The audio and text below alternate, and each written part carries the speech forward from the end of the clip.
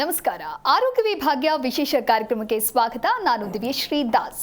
ಆರೋಗ್ಯ ವಿಭಾಗ್ಯ ಅಂತ ಹೇಳ್ತೀವಿ, ಆದರೆ ಬದಲಾಗ್ತಾ ಇರುವಂತ ನಮ್ಮ ಜೀವನದ ಶೈಲಿ ಹಾಗೆ ಆಹಾರದ ಪದ್ಧತಿಯಿಂದ ದಿನನಿತ್ಯ ಆರೋಗ್ಯದ ಸಮಸ್ಯೆ ಅನ್ನೋದು ಹೆಚ್ಚಾಗ್ತಾ ಇದೆ. ಉದಾಹರಣೆಗೆ ನಾವು ನೋಡ್ತಾ ಹೋಗೋದಾದ್ರೆ ಸೊಂಟ ನೋವಿನಿಂದ ಹಿಡಿದು ತಲೆನೋವು ಆಗಿರಬಹುದು, ಕುತ್ತಿಗೆ ನೋವು, ಹೀಗೆ ಹಲವಾರು ನೋವು ಅನ್ನೋದು ನಮ್ಮ ಮನುಷ್ಯರನ್ನ ಕಾಡ್ತಾ ಇದೆ. ಹಾಗಾದ್ರೆ ಯಾವೆಲ್ಲ ಕಾರಣದಿಂದ ನೋವು ಬಂದಿದೆ ಅಂತ ಹೇಳಿದ್ರೆ ಇದಕ್ಕೆ ಇರ್ತಕ್ಕಂತಹ ಪ್ರಾಪರ್ ಲಕ್ಷಣಗಳು ಯಾವುದು, ಆ ಸಿಂಪ್ಟಮ್ಸ್ಗಳು ಯಾವುದು, ಜೊತೆಗೆ ಸುಲಭವಾಗಿರುವಂತ ಸರಳ ಪರಿಹಾರ ಏನು ಅಂತ ಹೇಳಿ ನಮ್ಮ ಇವತ್ತಿನ ಕಾರ್ಯಕ್ರಮದಲ್ಲಿ ತಿಳಿದುಕೊಳ್ಳೋಣ. ಮೊದಲನೇದಾಗಿ ಡಾಕ್ಟರ್ ಪಿ ಬಾಲಕೃಷ್ಣ ಶೆಟ್ಟಿ ಅವರು ನಮ್ಮ ಕಾರ್ಯಕ್ರಮದಲ್ಲಿದ್ದಾರೆ. ಏಷಾ ಡಯಾಗ್ನೋಸ್ಟಿಕ್ಸ್ ನ ಚೀಫ್ ಕನ್ಸಲ್ಟೆಂಟ್ ಇವರು. ತಮ್ಮ ವೈದ್ಯಕೀಯ ಅನುಭವ ಹಾಗೆ ಆರೋಗ್ಯ ಜಾಗೃತಿ ಕಾರ್ಯಕ್ರಮಗಳಾಗಿರಬಹುದು, ಹಾಗೆ ರೋಗಿಗಳ ಮೇಲಿನ ಒಂದು ಕಾಳಜಿಯ ಮೂಲಕವಾಗಿ ಆರೋಗ್ಯಕರ ಜೀವನ ಶೈಲಿ ಮತ್ತು ರೋಗ ತಡೆಗಟ್ಟುವಿಕೆಯ ಮಹತ್ವವನ್ನ ಜನರಲ್ಲಿ ಮೂಡಿಸ್ತಾ ಇರುವಂತಹ ವೈದ್ಯರು ಇವರು ನಮ್ಮ ಕಾರ್ಯಕ್ರಮದಲ್ಲಿದ್ದಾರೆ. Hello doctor, welcome to the show. ಹಾಗೆ ನಮ್ಮ ಕಾರ್ಯಕ್ರಮದಲ್ಲಿ ಇನ್ನೊಬ್ಬ ತಜ್ಞ ವೈದ್ಯರಿದ್ದಾರೆ, ಪ್ರೊಫೆಸರ್ ಎಎಲ್ ಶೆಟ್ಟಿ ಅವರಿದ್ದಾರೆ. ಇವರು ಯೂನಿವರ್ಸಿಟಿ ಕಾಲೇಜ್ ಲಂಡನ್ನಲ್ಲಿ ಪೇನ್ ಮೆಡಿಸಿನ್ ಪ್ರಾಧ್ಯಾಪಕರಾಗಿ ಹಾಗೆ ಯೂನಿವರ್ಸಿಟಿ ಕಾಲೇಜ್ ಲಂಡನ್ ಹಾಸ್ಪಿಟಲ್ನಲ್ಲಿ ಕನ್ಸಲ್ಟೆಂಟ್ ಆಗಿ ಸಂಕೀರ್ಣ ಹಾಗೂ ದೀರ್ಘಕಾಲದ ನೋವಿನ ಚಿಕಿತ್ಸೆಯಲ್ಲಿ ವಿಶೇಷ ಪರಿಣತಿಯನ್ನು ಹೊಂದಿದ್ದಾರೆ. ಅಂತಾರಾಷ್ಟ್ರೀಯ ಮಟ್ಟದಲ್ಲಿ ವೈದ್ಯರಿಗೆ ಅತ್ಯಾಧುನಿಕ ನೋವು ಚಿಕಿತ್ಸಾ ವಿಧಾನಗಳ ಕುರಿತು ತರಬೇತಿ ಹಾಗೆ ಮಾರ್ಗದರ್ಶನವನ್ನ ನೀಡಿದ್ದಾರೆ. ಇವರು ಕೂಡ ನಮ್ಮ ಕಾರ್ಯಕ್ರಮದಲ್ಲಿದ್ದಾರೆ. Hello doctor, welcome to the show. Yes doctor, ಇನ್ನು ಮೊದಲನೇದಾಗಿ ನಿಮ್ಮಿಂದಾನೇ ಶುರು ಮಾಡೋದಾದ್ರೆ, ಪೇನ್ ಅಂತ ಹೇಳಿದ್ರೆ ಪ್ರೆಸೆಂಟ್ಲಿ ನಾವು ನೋಡ್ತಾ ಹೋಗೋದಾದ್ರೆ ಒಬ್ರಿಗಲ್ಲ ಒಬ್ರಿಗೆ ಏನಾದರೂ ಒಂದು ಪೇನ್ ಅನ್ನೋದು ಕಾಣಿಸ್ಕೊಳ್ತಾನೆ ಇರುತ್ತೆ. ಫಾರ್ ಎಕ್ಸಾಂಪಲ್, ನಾನು ಆಗ್ಲೇ ಹೇಳಿರೋ ಹಾಗೆ ಬ್ಯಾಕ್ ಪೇನ್ ಆಗಿರ್ಬೋದು, ನೆಕ್ ಪೇನ್ ಆಗಿರಬಹುದು, ಈ ರೀತಿ ವೇರಿಯಸ್ ಟೈಪ್ಸ್ ಆಫ್ ಪೇನ್ ಕಾಣಿಸ್ಕೊಳ್ಳೋದು ಯಾವ ಕಾರಣದಿಂದ ಡಾಕ್ಟರ್? ಮೊದಲನೇದಾಗಿ ಈಗ ನಾವು ಪೇಯ್ನ್ ಅಂತ ಹೇಳ್ತೇವೆ. ಈಗ ನೋವು ಬಂದಾಗ ಎಲ್ಲರೂ ಹೆದರ್ಕೊಳ್ತಾರೆ, ಅದರಲ್ಲಿ ಅದು ಸಹಜವೇ. ನೋವು ಬಂದಾಗ ಏನೋ ಒಂದು ತೊಂದರೆ ಆಗಿದೆ, ಏನೋ ಒಂದು ಏರುಪೇರಾಗಿದೆ ಅಂತ ಹೇಳ್ತೇವೆ ನಾವು. ಆದರೆ ಈಗ ನಮ್ಮೊಂದಿಗೆ ಇದ್ದಾರೆ ಡಾಕ್ಟರ್ ಆಶೀಶ್ ಶೆಟ್ಟಿ ಅವರು ಕೂಡ. ನೋವು ಎಂಬುದು ನಮ್ಮ ಜೀವನವನ್ನು ಅಥವಾ ನಮ್ಮ ಬಾಡಿಯನ್ನು ರಕ್ಷಿಸುವಂಥ ಒಂದು ಸಿಂಪ್ಟಮ್ ಅಂತ ಹೇಳಬೇಕು. ಯಾಕಂತೇಳಿದ್ರೆ ಸುಮ್ಮನೆ ನೋವು ಬರೋದಿಲ್ಲ. ಒಳಗೆ ಈಗ ನಮ್ಮ ದೇಹದಲ್ಲಿ ಏನಾದರೂ ತೊಂದರೆ ಆದಾಗ ಅಥವಾ ಏನೋ ಏರುಪೇರಾದಾಗ ಒಂದು ನಮಗೆ ಸಿಗ್ನಲ್ ಕೊಡುವಂಥದ್ದು ನೋವು. ಆದ್ದರಿಂದ ನೋವು ನಮ್ಮ ರಕ್ಷಣೆಗೋಸ್ಕರವೂ ಇದೆ. ಅದೇ ನೋವು ನಮಗೆ ಯಾವಾಗಾದರೂ ಏನು ತೊಂದರೆ ಬಂದಾಗ, ನೋಡಪ್ಪ ಸ್ವಲ್ಪ ನೋವು ಬರ್ತಾ ಇದೆ, ತೊಂದರೆ ಇದೆ, ಅದನ್ನು ನಾವು ನೋಡ್ಕೊಳ್ಬೇಕು. ಈಗ ನಾವು 2 ದಿವಸ ನಾವು ತುಂಬ ದೀರ್ಘವಾಗಿ ಚರ್ಚೆ ಮಾಡಿದ್ದೇವೆ. ಈಗ ಕುತ್ತಿಗೆ ನೋವು ಬರಲಿ ಅಥವಾ ಸೊಂಟ ನೋವು ಬರಲಿ, ಇದು ಏನು ನೋವು ಬಂದರೂ ಕೂಡ ಅದು ಏನೋ ಒಂದು ತೊಂದರೆ ಆಗಿದೆ ಅಂತ ನಮಗೆ ಅದೊಂದು ಸೂಚನೆ ಕೊಡ್ತದೆ. ಆದ್ದರಿಂದ ನೋವು ಎಂಬುದು ಹೆದರುವಂಥ ಅವಶ್ಯಕತೆ ಇಲ್ಲ. ನೋವು ಎಂಬುದು ನಾವು ಏನಾದರೂ ನೆಕ್ಸ್ಟ್ ಮಾಡ್ಕೊಳ್ಬೇಕಂತ ಹೇಳೋದಕ್ಕಂತ ಸೂಚನೆ. ಈಗ ಡಾಕ್ಟರ್ ಆಶೀಶ್ ಅವರು ನಮ್ಮ ಜೊತೆಗೆ ಇದ್ದಾರೆ. ಈಗ ನಾವು ಅವರಿಗೆ ಒಂದು ಪ್ರಶ್ನೆ ಕೇಳೋಣ. ನಾವು ಈಗ ನೋವು ಅಂತ ಹೇಳಿದರೆ ಅದು ಯಾಕೆ ಬರುತ್ತೆ ಡಾಕ್ಟರ್ ಆಶೀಶ್ ಅವರೇ? ಈಗ ಮನುಷ್ಯನಿಗೆ ನೋವು ಯಾಕೆ ಕಾಣಿಸ್ಕೊಳ್ತದೆ? ಯಾವ ತೊಂದರೆಯಲ್ಲಿ ಕಾಣಿಸ್ಕೊಳ್ತಂದು ಹೇಳ್ಬೋದಾ? ಹೇಗೆ ಕಾಣಿಸ್ಕೊಳ್ತದೆ, ಯಾಕೆ ಕಾಣಿಸ್ಕೊಳ್ತದೆ ಅಂತ? ಈಗ ನೋವು ಅಂದರೆ ದೇಹದ ಒಂದು ಅತ್ಯಂತ ಮುಖ್ಯವಾದ ರಕ್ಷಣೆ ವಿಧಿ. ಅದು ನೋವಿಲ್ಲ ಅಂದರೆ ನಮಗೆ ಬದುಕಲಿಕ್ಕೆ ಸಾಧ್ಯವಿಲ್ಲ. ಯಾಕಂದರೆ ನಾವು ಏನೋ ಬಿಸಿ ಮುಟ್ಟಿದ್ದೇವೆ, ನಮ್ಗೆ ಗೊತ್ತಾಗಿಲ್ಲ ಅಂದರೆ ಮುಟ್ತಾ ಇರ್ತೀವಿ, ಸೊ ಎಲ್ಲ ಸುಟ್ಟೋಗುತ್ತೆ. ಇದು ಸರ್ಜರಿಯಲ್ಲಿ ಕಟ್ಟಾಯಿತು ಮತ್ತು ಇನ್ಫೆಕ್ಷನ್ ಆಯಿತು, ನೋವಿಲ್ಲ ಅಂದರೆ ಅವ್ರು ಹೇಳೋಕ್ಕಾಗೋದಿಲ್ಲ. ಸೊ ಆದರೆ ತೀವ್ರ ನೋವು or acute pain and chronic pain, ಅದು 2 ವಿಧಿಯ ನೋವುಗಳು. ಈಗ ಅಕ್ಯೂಟ್ ಪೇಯ್ನ್, ತೀವ್ರ ನೋವು ಸರ್ಜರಿ ಆದರೆ ಆಗುತ್ತೆ, ಇನ್ಫೆಕ್ಷನ್ ಆದರೆ ಆಗುತ್ತೆ, ಕ್ಯಾನ್ಸರ್ ಆದರೆ ಆಗುತ್ತೆ, ಅದು ಉಪಯೋಗಿ ನೋವು. ಆದರೆ ದೀರ್ಘಕಾಲದ ನೋವು, ಕ್ರಾನಿಕ್ ಪೇಯ್ನ್ ಏನಂತೀವಿ, ಅದರದ್ದು ಏನೂ ಉಪಯೋಗ ಇಲ್ಲ. ಈಗ ನಿಮಗೆ ಮೈಗ್ರೇನ್ ಹೆಡೇಕ್ ಬರುತ್ತೆ, ಅದರಿಂದ ಏನೂ ಉಪಯೋಗ ಇಲ್ಲ. ಬೆನ್ನು, ಈಗ ವರ್ಷಾನುಗಟ್ಟಲೆ ಬೆನ್ನೋವು ಬರುತ್ತೆ, ಅದರಿಂದ ಏನೂ ಉಪಯೋಗ ಇಲ್ಲ. ಸೊ ಅದು 2 ರೀತಿಯ ನೋವನ್ನು ಡಿಫ್ರೆನ್ಷಿಯೇಟ್ ಮಾಡೋದು ಭಾರಿ ಇಂಪಾರ್ಟೆಂಟು. ಈಗ ಅಕ್ಯೂಟ್ ಪೇಯ್ನ್, ತೀವ್ರ ನೋವು ಬಂದ ತಕ್ಷಣ ಅದರದ್ದು ಕಾರಣ ಹುಡುಕೋದು ಭಾರಿ ಮುಖ್ಯ. ಈಗ ಬಿದ್ದು ನೀವು ನೋವಾಗಿದೆ, ನೋವು ಕಮ್ಮಿ ಆಗ್ತಾ ಇಲ್ಲ, ಫ್ರ್ಯಾಕ್ಚರ್ ಇರ್ಬೋದು, ಅದಕ್ಕೆ ಎಕ್ಸ್ರೇ ಮಾಡಬೇಕು. ಎಕ್ಸ್ರೇ ಮಾಡಿ ಸಹ ಎಲ್ಲ ಸರಿ ಇದ್ದರೆ ತೊಂದರೆ ಇಲ್ಲ, ಪೇಯ್ನ್ ಕಿಲ್ಲರ್ ಕೊಡ್ಬೋದು.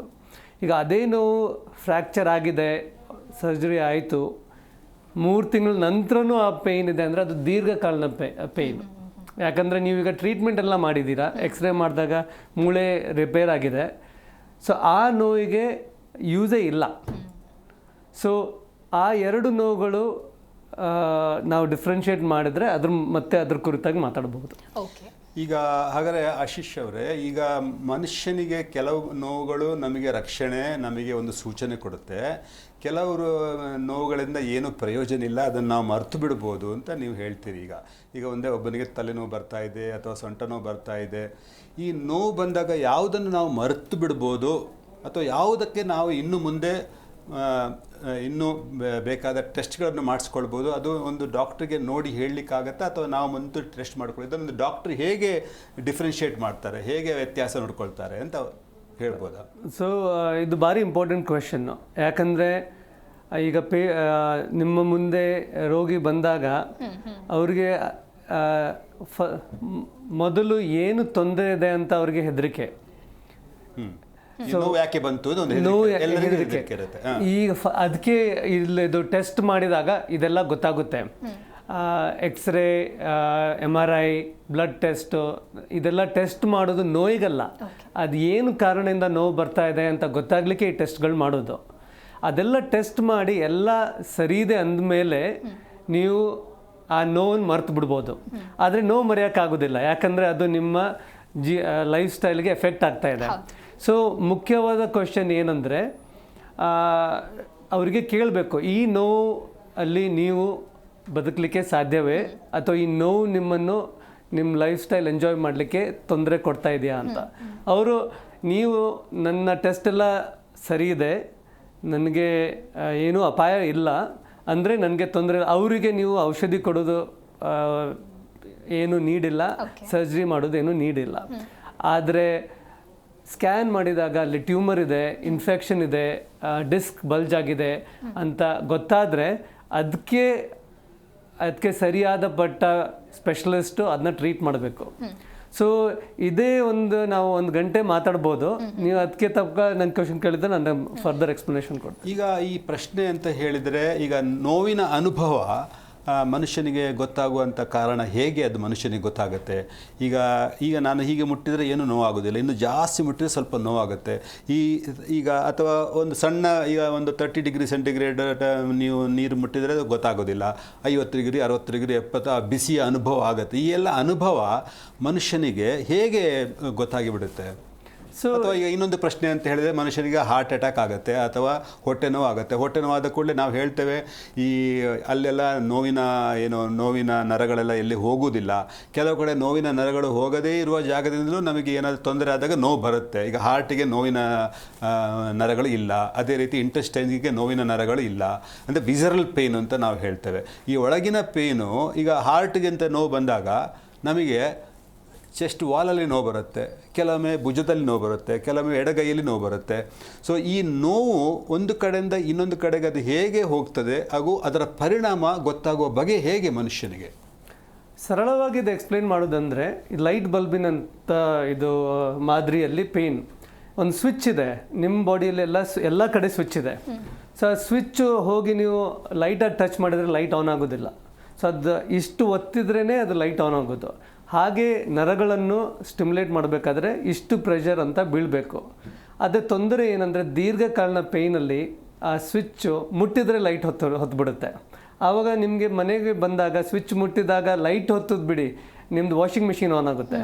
ಸೊ ದೀರ್ಘಕಾಲನ ಪೇಯ್ನಲ್ಲಿ ಅಷ್ಟು ಕಾಂಪ್ಲೆಕ್ಸ್ ಇದೆ ಅದು. ಯಾಕಂದರೆ ನೀವು ಕೇಳಿದ ಪ್ರಶ್ನೆಗೆ, ಈಗ ತೀವ್ರ ಪೇಯ್ನ್, ಈಗ ಇನ್ಫೆಕ್ಷನ್ ಆಯಿತು, ಸರ್ಜರಿ ಆಯಿತು, ಅದನ್ನು ಎಕ್ಸ್ಪ್ಲೇನ್ ಮಾಡಲಿಕ್ಕೆ ಆ ಸ್ವಿಚ್ ಮಾಡೆಲ್ ಸರಿ ಇದೆ. ಬಟ್ ಆ ಪೇಯ್ನು 3 ತಿಂಗಳಿಂದ ಇದೆ, 6 ತಿಂಗಳಿಂದ ಇದೆ, 1 ವರ್ಷದಿಂದ ಇದೆ, 10 ವರ್ಷದಿಂದ ಇದೆ. ಒಬ್ಬೊಬ್ಬರಿಗೆ ಇದು ಮೈಗ್ರೇನ್ ಹೆಡೇಕ್ ಜೀವನ ಪರ್ಯಂತ ಇರುತ್ತೆ. ಅವರಿಗೆ ಸ್ವಿಚ್ಚೇ ಬೇಡ, ಗಾಳಿ ಬಂದರೆ ನೋವಾಗುತ್ತೆ. ಸೊ ದೀರ್ಘಕಾಲನ ಪೇಯ್ನ್ ಸಫರರ್ಸಿಗೆ ಅದೇ $1 ಮಿಲಿಯನ್ ಕ್ವೆಶ್ಚನ್ನ, ಏನು ಮಾಡಿದರೆ ನೋವು ಬರುತ್ತೆ, ಏನು ಅದು ಇಂಡಿವಿಜುವಲೈಸ್ಡ್, ಪ್ರತಿಯೊಬ್ಬ ಪೇಷಂಟಿಗೆ ಬೇರೆ ಬೇರೆ ಇರುತ್ತೆ. ಅದು ಒಬ್ಬನಿಗೆ ನೋವು ಬರುತ್ತಾ ಇಲ್ವಾ ಅಂತ ಹೇಳುವಾಗ, ಅಂದರೆ ನೋವು ಇದ್ದ ತಕ್ಷಣ ಅದು ಅಪಾಯಕಾರಿ ನೋವು ಅಥವಾ ಅಪಾಯಕಾರಿ ಅಲ್ಲದ ನೋವು ಅಂತ ನಾವು ಹೇಳಲಿಕ್ಕಾಗತ್ತೆ, ಒಂದು ಡಾಕ್ಟ್ರಿಗೆ ನೋಡಿಬಿಟ್ಟು ಹೇಳಲಿಕ್ಕಾಗತ್ತೆ. ಒಂದು ವೇಳೆ ಒಂದು ಡಾಕ್ಟ್ರಿಗೆ ನೋಡಿಬಿಟ್ಟು, ಈಗ ನಾನು ಈಗ ಇಲ್ಲಿ ಈ ಸ್ಪೈನು ಈಗ ಹಿಡ್ಕೊಂಡು ಬಿಟ್ಟಿದ್ದೇನೆ ನಾನು, ಈಗ ನಾನು ಸ್ಪೈನ್ ತೋರಿಸ್ತಾ ಇದ್ದೇನೆ. ಈಗ ಕುತ್ತಿಗೆ ನೋವು ಅಂತ ನಾವು 2 ದಿವಸ ನಾವು ಇದರ ಬಗ್ಗೆ ನಾವು ಡಿಸ್ಕಷನ್ ಮಾಡಿದ್ದೇವೆ. ಈಗ ಕುತ್ತಿಗೆ ನೋವು ಬಂತು ಅಂತ ಹೇಳುವಾಗ ಅವನು ಏನು ಹೇಳ್ತಾನೆ, ನಮ್ಮ ಪೇಷಂಟ್ ಬಂದು ಹೇಳ್ತಾನೆ ನಾನು ಇಲ್ಲೆಲ್ಲ ಜೋಮ್ ಬರುತ್ತೆ, ಕೈಯಲ್ಲಿ ಜೋಮ್ ಬರುತ್ತೆ ಅಂತ ಹೇಳ್ತಾನೆ. ನಾವಾಗ ಅವನಿಗೆ ಹೇಳ್ತೇವೆ ನೀನೊಂದು MRI ಕುತ್ತಿಗೆ ಮಾಡಿಸ್ಕೋ ಅಂತ ಹೇಳ್ತೇವೆ. ಸೊ ಈ ಇಲ್ಲಿಗೆ ಬರುವ ಜೋಮಿಗೂ ಮತ್ತು ನಾವು ಕುತ್ತಿಗೆ ಮಾಡೋ ಸ್ಕ್ಯಾನಿಗೂ ಏನು ಸಂಬಂಧ ಹೇಳ್ಬೋದಾ ಡಾಕ್ಟ್ರೆ? ಎರಡು ಇದರಲ್ಲಿ ಪಾಯಿಂಟ್ಸ್ ಇದೆ. ಒಂದು ನೀವು ಹೇಳಿದ್ದು ಈ ಉರಿಯೋ ಪೇನು, ಚುಚ್ಚುವ ಪೇನು, ಇದೆಲ್ಲ ಇಂಪಾರ್ಟೆಂಟ್ ಸಂಕೇತಗಳು. ಇದರಲ್ಲಿ ಇದು ನರ ಇನ್ವಾಲ್ವ್ಡ್ ಅಂತ ಹೇಳ್ಬೋದು. ಸೊ ನೀವು ಹೇಳಿದಂಗೆ ನಿಮ್ಮದು ಪ್ರಿವಿಯಸ್ ಟಾಕಲ್ಲೂ ಹೇಳಿದ್ದೀರಾ, ಸ್ವಿಚ್ ಒಂದು ಕಡೆ ಇರುತ್ತೆ, ಬಲ್ಬ್ ಒಂದು ಕಡೆ ಇರುತ್ತೆ. ಸೊ ಬಲ್ಬ್ ಫ್ಲಿಕ್ಕರ್ ಆಗ್ತಾ ಇದ್ದರೆ ಫಸ್ಟ್ ಟೈಮ್ ಹೋಗಿ ಬಲ್ಬ್ ಚೇಂಜ್ ಮಾಡ್ತೀರಾ, ಮತ್ತೆ ಸ್ವಿಚ್ಚು ನೋಡಬೇಕು, ವೈರು ನೋಡಬೇಕು. ಆ ವೈರು ನರ ಇದ್ದಂತೆ. ಸೊ ಇಲ್ಲಿ ಒತ್ತಿದ ಬಟನ್ ಅಲ್ಲಿ ಲೈಟ್ ಉರಿಯುತ್ತೆ ಅಂದರೆ, ಹಾಗೆ ಈ ಬ್ರೈನಿಂದ ನರ್ವ್ಸ್ ಸ್ಪೈನಲ್ ಕಾರ್ಡ್ ಆಗಿ ನರದ ಮೂಲಕ ನಿಮ್ಮದು ಕೈಗೋ ಕಾಲ್ಗೋ ಹೋಗುತ್ತೆ. ಈಗ ಕೈಯಲ್ಲಿ ಜುಮ್ ಅಂದರೆ ಕೈಯಲ್ಲಿ ತೊಂದರೆ ಇಲ್ಲ, ಬಲ್ಬಲ್ಲಿ ತೊಂದರೆ ಇಲ್ಲ. ಇಲ್ಲಿ ನರ ಎಲ್ಲರೇ ತೊಂದರೆ ಇರ್ಬೋದು, ಕೈಯಲ್ಲಿ, ಕತ್ತಲ್ಲಿ, ಈವನ್ ಬ್ರೈನಲ್ಲೂ ತೊಂದರೆ ಇರ್ಬೋದು. ಸೊ ಆ ಚುಚ್ಚುವ ನೋವು, ವಿದ್ಯುತ್ ರೀತಿಯಲ್ಲಿ ಶಾಕ್ ಹೊಡೆಯೋ ನೋವು, ಅದೆಲ್ಲ ನರ ಇನ್ವಾಲ್ವ್ಮೆಂಟ್ ಸಂಕೇತ. ಅದಕ್ಕೆ ಸ್ಕ್ಯಾನಲ್ಲಿ ಅದು ಕಂಡು ಬರುತ್ತೆ. ಈಗ ಡಾಕ್ಟರ್ ಆಶೀಶ್ ಅವರೇ, ಈಗ ನೀವು ಇಲ್ಲಿ ಇಂಡಿಯಾದಲ್ಲೂ ಕಲಿತು ಮತ್ತು ಇಂಗ್ಲೆಂಡಲ್ಲಿ ಯೂನಿವರ್ಸಿಟಿ ಕಾಲೇಜ್ ಲಂಡನ್ನು, ಅದೇ ರೀತಿ ಕೇಂಬ್ರಿಡ್ಜ್ ಯೂನಿವರ್ಸಿಟಿಯಲ್ಲಿ ನೀವು ಈ ಪೇಯ್ನ್ ಬಗ್ಗೆ ತುಂಬ ಜನರಿಗೆ ನೀವು ಚಿಕಿತ್ಸೆಯನ್ನು ಕೊಟ್ಟಿದ್ದೀರಾ. ಅದೇ ರೀತಿ ತುಂಬ ರಿಸರ್ಚ್ ಕೂಡ ನೀವು ಮಾಡಿದ್ದೀರಾ. ಈಗ ನಾವು ಕೇಳೋ ಒಂದು ಪ್ರಶ್ನೆ ಅಂತ ಹೇಳಿದರೆ, ನಿಮಗೆ ಅಲ್ಲಿ ಸಾಧಾರಣವಾಗಿ ಕಾಮನ್ ಆಗಿ ಬರುವ ತೊಂದರೆಗಳು ಯಾವುದು? ಕಾಮನ್ ಆಗಿ ಎಲ್ಲ ವಿಶ್ವದಲ್ಲಿ ಎಲ್ಲಿ ಹೋದರೂ ಇದು ಬ್ಯಾಕ್ ಪೇನ್ ತುಂಬ ಕಾಮನ್. ಆದರೆ ಇದು ಹೆಡೇಕು ಕಾಮನ್. ಬಟ್ ಬೇರೆದು ಪೇನ್ ಅಷ್ಟೇ ಕಾಮನ್ ಇದೆ. ಈಗ ಪೆಲ್ವಿಕ್ ಪೇನ್ ನಾವು ಅದ್ರ ಬಗ್ಗೆ ಜಾಸ್ತಿ ಮಾತಾಡಲ್ಲ. ಹೆಂಗಸರಿಗೆ ಪೇನ್ ಆದರೆ ಗೈನಕಾಲಜಿಸ್ಟ್ ಹತ್ರ ಹೋಗ್ತಾರೆ, ಅಲ್ಟಿಮೇಟ್ಲಿ ಅವ್ರಿಗೆ ಗರ್ಭಕೋಶನ ತೆಗಿತಾರೆ, ಮತ್ತು ಅವರು ಎಕ್ಸೆಪ್ಟ್ ಮಾಡ್ಕೊಂಡು ಕೂತ್ಕೋತಾರೆ. So common pain back pain. But back ಪೇನಲ್ಲಿ ನಾವೆಲ್ಲ ಸ್ಕ್ಯಾನ್ ಎಲ್ಲ ಆಗಿ ಕೆಲವರಿಗೆ ಆಪ್ರೇಷನು ಆಗ್ತದೆ, ಡಿಸ್ಕ್ ಸರ್ಜರಿ ಆಗ್ತದೆ, ಫ್ಯೂಷನ್ ಆಗ್ತದೆ. ಆದರೂ ಅದರಲ್ಲಿ ಒಂದು ಅರ್ಧಕ್ಕಿಂತ ಅರ್ಧ ಜನಕ್ಕೆ ಆ ನೋವು ಕಂಟಿನ್ಯೂ ಆಗ್ತಾ ಇರುತ್ತೆ. ಬ್ಯಾಕ್ ಪೇನಲ್ಲಿ ಡಿಸ್ಕ್ ಇರ್ಬೋದು, ನರ ಇನ್ವಾಲ್ವ್ಮೆಂಟ್ ಇರ್ಬೋದು, ಮಸಲ್ಸ್ ಇರ್ಬೋದು. ಸೊ ಅದು ಕಂಟಿನ್ಯೂ ಆಗ್ತಾ ಹೋಗುತ್ತೆ. So commonest pain back pain. ಹಾಗಾದರೆ ಈಗ ಒಂದು ಪ್ರಶ್ನೆ ಏನಂತ ಹೇಳಿದರೆ, ಈಗ ಕೆಲವೊಮ್ಮೆ ನಾವು ಹೇಳ್ತೇವೆ ಈಗ ನೋವು ಬಂತು, ಒಬ್ಬನಿಗೆ ನೋವು ಬಂತು, ಬ್ಯಾಕ್ ಪೇನ್, ಅದು ನೀವು ಹೇಳಿದಾಗೆ ಈಗ ಪೆಲ್ವಿಕ್ ಪೇನ್ ಬಂತು, ಅವರಿಗೆ ಯೂಟ್ರಸ್ ತೆಗೆದುಬಿಟ್ರು, ಪೇನ್ ಬಂತು, ಯೂಟ್ರಸ್ ತೆಗೆದುಬಿಟ್ರು. ಈಗ ಒಂದು ಏನು ಹೇಳ್ತಾರೆ ಅಂತ ಹೇಳಿದ ಮೇಲೆ, ಒಂದು ಪೇನಿಗೆ ಒಂದು ಸರ್ಜರಿ ಮಾಡಿದರೆ ಆ ಪೇನಿಗೆ ಕಾರಣವಾಗುವಂಥ ನರಗಳೆಲ್ಲ ಕಟ್ಟಾಗಿಬಿಟ್ಟು ಮತ್ತು ನೋವು ಅವರಿಗೆ ಗೊತ್ತೇ ಆಗೋದಿಲ್ಲ ಅಂತ ಹೇಳ್ತಾರೆ. ಇದು ಎಷ್ಟು ಸತ್ಯವೋ ಸುಳ್ಳು? ಇದು ಸುಮಾರು ಮಟ್ಟಿಗೆ ಸತ್ಯ ಅಲ್ಲ. ಯಾಕಂದರೆ ಯಾವುದೇ ಸರ್ಜರಿಯಲ್ಲಿ, ಇದು ದೀರ್ಘ ಮಟ್ಟಿನ ನೋವಿಗೆ ಯಾವುದೇ ಸರ್ಜರಿಯಲ್ಲಿ ನೋವು ಹೋಗುವುದಿಲ್ಲ.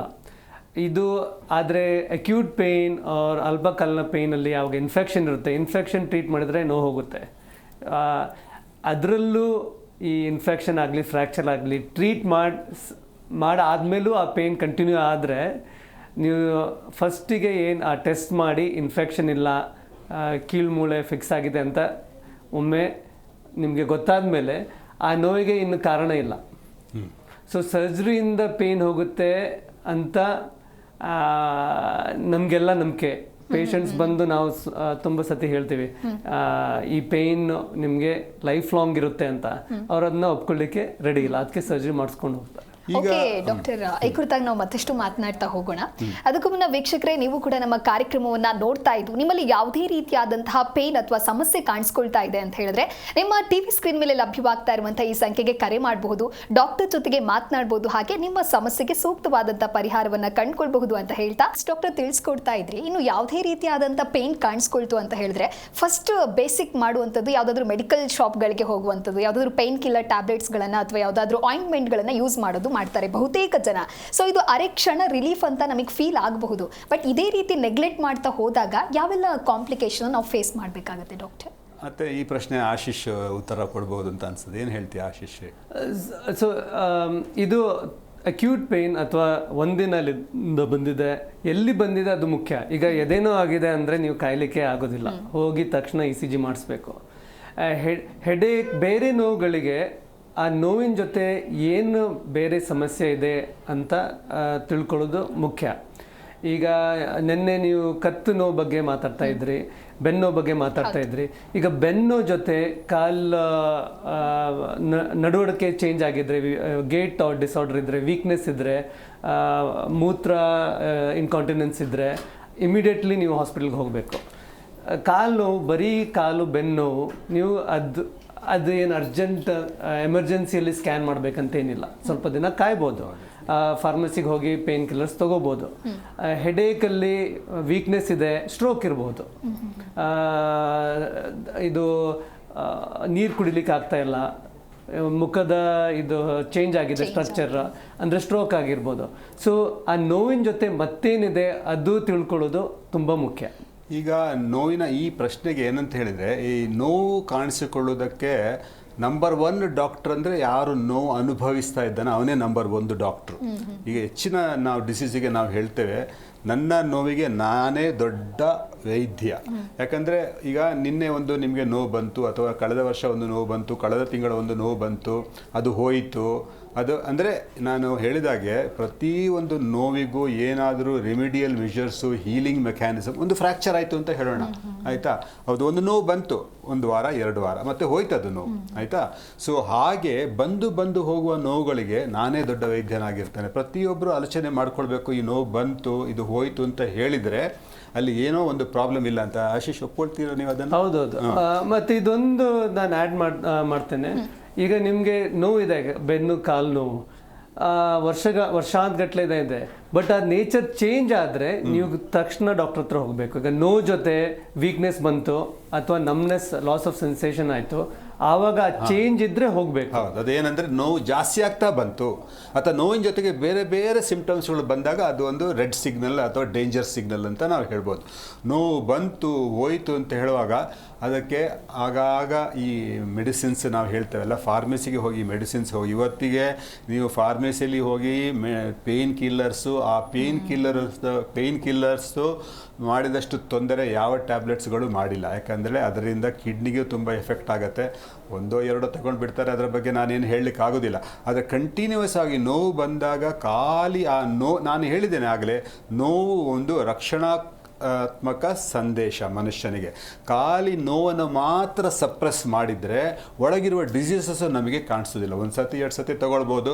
ಅದನ್ನು ತಗೊಳ್ತಾ ಬಂದಾಗ ಈ ಒಳಗೆ ಯಾವ ಡಿಸೀಸ್ ಇದೆಯೋ ಅದು ಜಾಸ್ತಿ ಆಗ್ತಾ ಬರ್ಬೋದು. ಯಾಕಂದರೆ ದೇವರು ಏನು ಕೊಟ್ಟಿದ್ದಾರೆ, ನಿಮಗೆ ನೋವಿನ ಸಿಗ್ನಲ್ ಬರುತ್ತೆ. ಯಾಕಂದರೆ ಒಳಗಡೆ ಏನೋ ದೊಡ್ಡ ತೊಂದರೆ ಇದೆ.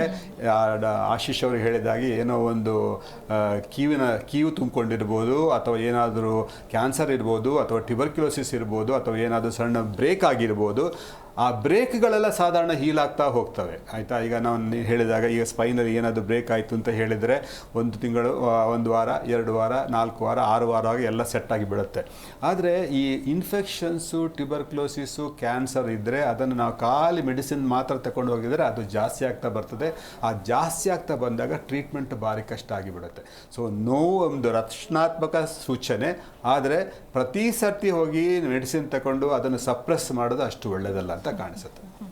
ಓಕೆ ಡಾಕ್ಟರ್, ಇನ್ನು ಈಗ ಆಶೀಶ್ ಅವರಿಗೆ ಈಗ ಇನ್ನೊಂದು ಏನು ಪ್ರಶ್ನೆ ಅಂತ ಹೇಳಿದರೆ, ನಮಗೀಗ ನಾವು ನೋವು ಕಾಣಿಸುತ್ತೆ, ಈಗ ಖಾಲಿ ದೇಹದ ಒಳಗಿರುವಂಥ ಫಿಸಿಕಲ್ ಪ್ರಾಬ್ಲಮ್ಸ್ ಅಂತ ನಾವು ಹೇಳ್ತೇವೆ. ಏನೋ ಒಂದು ಗೆಡ್ಡೆನೋ, ಏನೋ ಒಂದು ಕ್ಯಾನ್ಸರೋ, ಏನೋ ಒಂದು ಇನ್ಫೆಕ್ಷನೋ. ಅದು ಕೆಲವೊಮ್ಮೆ ಏನೋ ಎಲ್ಲ ಆರಾಮಾಗಿರ್ತಾರೆ, ಏನೋ ಒಂದು ಫೋನ್ ಕಾಲ್ ಬರುತ್ತೆ, ಏನೋ ಮಾತಾಡ್ತಾರೆ, ಏನೋ ಒಂದು ಅವರಿಗೆ ಒಂದು ಖುಷಿ ಆಗದಂಥ ಒಂದು ಇನ್ಫಾರ್ಮೇಷನ್ ಬಂದಾಗ ಮೈಕಾಲೆಲ್ಲ ನೋವು ಬರಲಿಕ್ಕೆ ಶುರು ಮಾಡುತ್ತೆ. ಒಂದು ಚೆಸ್ಟ್ ಪೇನೋ ಅಥವಾ ಹೆಡ್ ಪೇನೋ ಅಥವಾ ಕೈಕಾಲು ನೋವು ಬರುವಂಥದ್ದೆಲ್ಲ ಸ್ಟಾರ್ಟ್ ಆಗುತ್ತೆ. ಈ ನೋವನ್ನು ಅದು ಹೇಗೆ ಬರುತ್ತೆ? ಈ ನೋವು ಅಂದರೆ ನಾವು ಏನು ಹೇಳ್ತೇವೆ ಅಂದರೆ, ಏನೋ ಒಂದು ವಿಷಯ ಆಯಿತು, ಏನೋ ಆಯಿತು, ಸಡನ್ನಾಗಿ ನೋವು ಬಂತು ಅಥವಾ ಸಡನ್ನಾಗಿ ಏನಾದರೂ ತೊಂದರೆ ಆಯಿತು. ಇದಕ್ಕೆ ಹೇಗೆ ಏನಂತ ಎಕ್ಸ್ಪ್ಲನೇಷನ್ ಕೊಡ್ಬೋದು? ಈಗ ನೋವು ಅನೇಕ ಅಂಶಗಳಿಂದ ಪ್ರಭಾವ ಆಗುತ್ತೆ. ಅದರಲ್ಲಿ ಫಸ್ಟ್ ಎಲ್ಲಿ ಸ್ಕ್ಯಾನ್ ಮಾಡಿ ನೋಡ್ತೀವಿ, ಅದು ಫಿಸಿಕಲ್ ಕಾಸಸ್, ಅಂದರೆ ದೇಹದ ಒಳಗಿರೋದು ಕಾಸಸ್. ಮತ್ತು ನಾವು ಏನು ಇಗ್ನೋರ್ ಮಾಡ್ತೀವಿ ಅಂದರೆ ಮಾನಸಿಕ ಅಂಶಗಳು ಮತ್ತು ಸಾಮಾಜಿಕ ಅಂಶಗಳು. ಅದು 3 ನೋವಿನ ಎಕ್ಸ್ಪೀರಿಯನ್ಸಿಗೆ ಈಕ್ವಲಿ ಎಫೆಕ್ಟ್ ಮಾಡುತ್ತೆ. ಈಗ ನೀವು ಇಂಟರ್ವ್ಯೂಗೆ, ಒಂದು ಜಾಬ್ ಇಂಟರ್ವ್ಯೂಗೆ ಹೋಗ್ತೀರಾ, ಗಂಟೆ ಕಟ್ಟಲೆ ಕೂತ್ಕೋತೀರಾ, ಹಸಿವು ಆಗಲ್ಲ, ನೀರು ಬೇಡ ಏನು. ಅದೇ ಮನೇಲಿ ಕೂತಿದ್ದು ಏನು ಮಾಡ್ತಿಲ್ದಾಗ ಗಂಟೆಗೊಮ್ಮೆ ನಿಮಗೆ ನೀರು ಬೇಕು, ಚಹಾ ಬೇಕು. ಅದೇ ಥರ ನೋವು ಈಗ ಯುದ್ಧದಲ್ಲಿ ನಮ್ಮ ಸೈನಿಕರು ಒಂದು ಗುಂಡು ತಿಂದ್ರು ಇಡೀ ದಿನ ಫೈಟ್ ಮಾಡಿ ಅವರು ಅದನ್ನ ಇಗ್ನೋರ್ ಮಾಡ್ತಾರೆ. ಅದೇ ಆಫೀಸಲ್ಲಿ ಒಂದು ಪೇಪರ್ ಕಟ್ ಆದರೆ ನಮ್ದು ಅಸಿಸ್ಟೆಂಟ್ಸ್ ಮನೆಗೆ ಹೋಗಿರೋದೇ ಇದೆ. ಸೊ ಅದರಲ್ಲಿ ಆ ಸಾಮಾಜಿಕ ನಾವು ಇದಂದರೆ ಪೇಯ್ನ್ ಈಸ್ ರಿಯಲ್. ನಾವು ಪೇಯ್ನ್ ಎಲ್ಲ ಅವರು ಕಾಲ್ಪನಿಕ ಅಂತ ಹೇಳ್ತಾ ಇಲ್ಲ. ಬಟ್ ಆ ಫಿಸಿಕಲ್ ಕಾಸಸ್ ಜೊತೆ ಮಾನಸಿಕ ಮತ್ತು ಸಾಮಾಜಿಕ ಅಷ್ಟೇ ಇಂಪಾರ್ಟೆಂಟು. ಈಗ ರಿಲೇಷನ್ಶಿಪ್ಸ್ ಪ್ರಾಬ್ಲಮ್ ಇದೆ, ಅಥವಾ ಮಕ್ಕಳಿಗೆ 2 ಮಕ್ಕಳಿದ್ದಾರೆ, ಒಬ್ಬನಿಗೆ ಹುಷಾರಿಲ್ಲ, ಇನ್ನೊಬ್ಬನಿಗೆ ಇದು ಏನು ಅಟೆನ್ಷನ್ ಸಿಗ್ತಾಯಿಲ್ಲ, ಅವನು ಸುಮ್ಮನೆ ನನಗೆ ಹೊಟ್ಟೆ ನೋವು, ಇವತ್ತು ಸ್ಕೂಲಿಗೆ ಹೋಗ್ಲಿಕ್ಕೆ ಆಗೋದಿಲ್ಲ. ಆ ಥರ ತುಂಬ ಈ ಥರ ದೊಡ್ಡವರಲ್ಲೂ ಅದೇ ಥರ ಆಗುತ್ತೆ. ಇದು ನಾನು ಸರಳವಾಗಿ ಹೇಳ್ತಾ ಇದ್ದೇನೆ.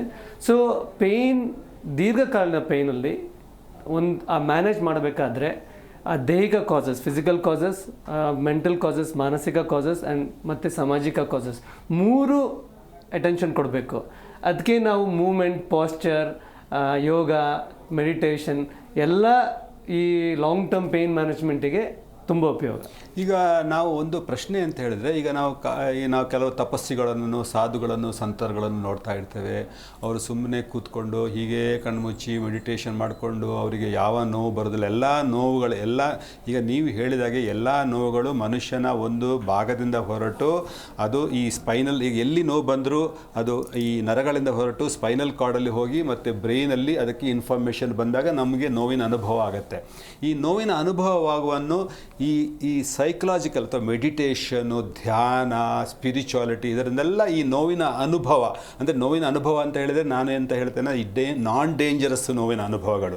ಡೇಂಜರಸ್ ನೋವಿನ ಅನುಭವಗಳು ನಮಗೆ ಬಂದರೆ ಒಳ್ಳೆಯದಾಗುತ್ತೆ. ನಾನ್ ಡೇಂಜರಸ್, ಅಪಾಯಕಾರಿ ಅಲ್ಲದೇ ಇರುವಂಥ ನೋವಿನ ಅನುಭವಗಳು ನಮಗೆ, ಈಗ ಸೋಷಲ್ ಪೇಯ್ನು ಅಥವಾ ಸೈಕೋ ಸೋಷಲ್ ಪೇಯ್ನ್ಸು, ಇದೆಲ್ಲ ನಾವು ಸಪ್ರೆಸ್ ಮಾಡಲಿಕ್ಕೆ ಯಾವುದಾದ್ರೂ ವಿಧಾನಗಳು ಇದೆಯಾ? ಸೊ ಇದಕ್ಕೆ ಉತ್ತರ ಕಂಡು ಹುಡುಕಿದ್ರೆ ಅದು ನೋಬೆಲ್ ಪ್ರೈಸ್ ಸಿಗುತ್ತೆ. ನಮಗೆ ಕಷ್ಟವೇನೆಂದರೆ ನೋವಿಗೆ ಸ್ಕ್ಯಾನ್ ಇಲ್ಲ. ಈಗ ನೀವು ನೋವು ಅಂತ ಬಂದರೆ ಅದು ಹಲವಾರು ಪ್ರಯತ್ನ. ಈಗ ನೋವು ಈಸ್ ಸಬ್ಜೆಕ್ಟಿವ್ ಅಂತ ಹೇಳಿ, ಸಬ್ಜೆಕ್ಟಿವ್. ನಿಮಗೆ ನೋವಿದೆಯಾ, ಯಾವುದೇ ತಲೆಯಲ್ಲೋ ಕಾಲಲ್ಲಿ ನೋವಿದೆ, ನಂಗೆ ಗೊತ್ತಾಗೋದಿಲ್ಲ, ನನಗೆ ಎಲ್ಲಿ ನೋವಿದೆ ಅಂತ ಅವನಿಗೆ ಗೊತ್ತಾಗೋದಿಲ್ಲ, ಅವರಿಗೆ ಏನು ನೋವಿದೆ ಅಂತ ನಮ್ಗೆ ಗೊತ್ತಾಗೋದಿಲ್ಲ. ನೋವು ಈಸ್ ಸಬ್ಜೆಕ್ಟಿವ್ ಇದೆ, ನಾವು ಎಣಿಸಿಕೊಂಡ ಥರ ಇದೆ ನೋವಿದೆ ಅಂತ ನೀವು ಹೇಳ್ತಾ ಇದ್ದೀರಿ. ಓಕೆ, ಹಾಗಿದ್ದರಿಂದ ಇದಕ್ಕೆ ಉತ್ತರ ಕೊಡೋದು ಸ್ವಲ್ಪ ಕಷ್ಟ. ಆದರೆ ಹಲವಾರು ವರ್ಷ ಈಗ ಪೇಯ್ನ್ ಮೆಡಿಸಿನ್ ಇದ್ದಿದ್ದರಿಂದ ಈಗ ಗೊತ್ತಾಗ್ತಾ ಇದೆ ಯಾವುದು ಮಾಡಿದರೆ ನೋವು ಅನುಭವ ಸ್ವಲ್ಪ ಕಮ್ಮಿ ಆಗಬಹುದು. ಅದಕ್ಕೆ ಒಮ್ಮೆ ಈಗ ಡಯಾಬಿಟೀಸ್ ಇದೆ, ಇದು ಒಂದು ಒಳ್ಳೆಯ ಉದಾಹರಣೆ. ಯಾಕಂದರೆ ಡಯಾಬಿಟೀಸಲ್ಲಿ ಮೆಜರ್ ಮಾಡ್ಬೋದು ನೀವು ಶುಗರನ್ನು. ಆ ಡಯಾಬಿಟೀಸ್ ಇದ್ದವರಿಗೆ ಕಾಲಲ್ಲಿ ನೋವು, ಕೈಯಲ್ಲಿ ನೋವು ಬರುತ್ತೆ. ಸೊ ಅವ್ರಿಗೆ ಬಯೋಲಾಜಿಕಲ್ ಕಾಸು ಇದೆ. ಹಾಗೆ ಹೌದು, ಈಗ ನೀವು ಹೇಳಿದಾಗೆ ನಾವು ಡಯಾಬಿಟೀಸ್ ಎಷ್ಟು ಅಂತ ನಾವು ಮತ್ತೆ ಮಾತನಾಡ್ತಾ ಹೋಗೋಣ. ಒಬ್ರು ಕಾಲ್ ಅಲ್ಲ, ಒಂದು ಮಾತು ಹೇಳ್ತೇನೆ, ಡಯಾಬಿಟೀಸ್ ಮೆಜರ್ ಮಾಡ್ಬೋದು, ಬ್ಲಡ್ ಪ್ರೆಷರ್ ಮೆಜರ್ ಮಾಡ್ಬೋದು, ನೋವನ್ನು ಮೆಜರ್ ಮಾಡ್ಲಿಕ್ಕೆ ಆಗೋದಿಲ್ಲ ಅಂತ ಡಾಕ್ಟರ್ ಹೇಳ್ತಾರೆ. ಅದು ಈಗ ಕಾಲರ್ ತಗೊಳ್ಳಿ. ಶಾಸ್ತ್ರಿ ಅಂತ ಹೇಳಿ ಕಾಲರ್ ಇದ್ದಾರೆ. ನಮಸ್ತೆ. ನಮಸ್ತೆ, ವಾಯ್ಸ್ ಕೇಳಿಸ್ತಾ ಇದೆಯಾ? ಕೇಳ್ತದೆ. ಓಕೆ, ಎಲ್ಲಿಂದ ಕಾಲ್ ಮಾಡ್ತಾ ಇದ್ದೀರಾ? ನಾವು ಬೆಳಗಾವಿ. ಓಕೆ, ಏನ್ ಪ್ರಾಬ್ಲಮ್? ಡಾಕ್ಟರ್ ಇದ್ದಾರೆ, ಹೇಳಿ. ಅಲ್ಲ, ಅವರು ಪ್ರೊಫೆಸರ್ ಅಂತ ಹೇಳಿ ಕೇಳ್ತಾ ಇದ್ದೇವೆ, ಹೇಳಿ. ಪ್ರೊಫೆಸರ್ ಆಫ್ ಪೇನ್ ಮೆಡಿಸಿನ್ ಅಂತ ಐತ್ ನೋಡ್ರಿ. ಹೌದು, ಹೇಳಿ, ಇದ್ದಾರೆ. ಅವ್ರು ಕೂಡ ಮಾತಾಡ್ಬೇಕ್ರಿ. ಹೇಳಿ, ಪ್ರಶ್ನೆ ಅವರು ಕೇಳ್ತಾ ಇದ್ದಾರೆ, ಹೇಳಿ, ನೀವು ಮಾತಾಡಿ. ಸರ್ ಹೇಳಿ. ಕೇಳ್ತಾ ಇದೆ, ನೀವು ಮಾತಾಡ್ಬೇಕು.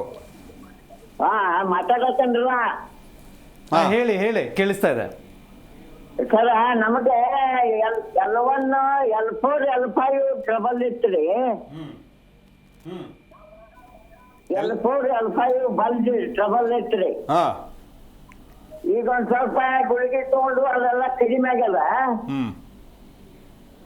ಈ ಪೇನ್ ಕಿಲ್ಲರ್ಗೆ ಯಾವ್ದು ಗುಳಿಗೆ? ಪೇನ್ ಕಿಲ್ಲರ್ ನಿಮ್ಗೆ ಎಷ್ಟು ವರ್ಷದಿಂದ ನೋವಿದೆ?